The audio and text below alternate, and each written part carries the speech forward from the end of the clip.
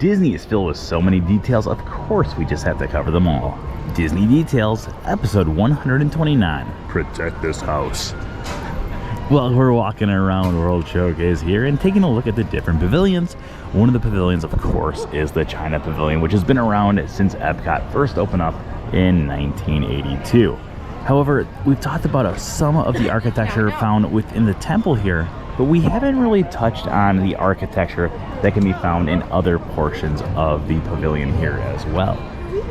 So if we take a look right behind us here at the Nine Dragons restaurant, you can find up on the corners, there's all these different little statues. Now, if you look at the different statues, there's a dragon at the end, and then a smaller dragon, smaller dragon, smaller dragon, smaller dragon, smaller dragon, and then a man that is sitting on top of a chicken.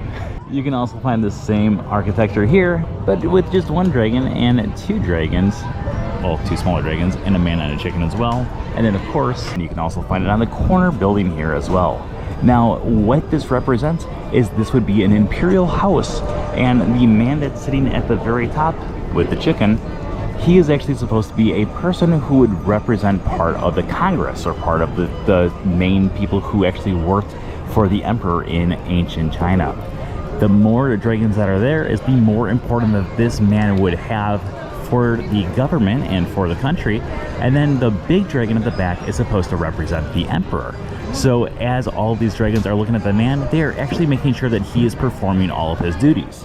The more dragons there are, the more responsibility that specific man actually has for China. Thank you for joining us for another episode of Disney Details. If you're not already subscribed, make sure you subscribe, and we'll see you tomorrow.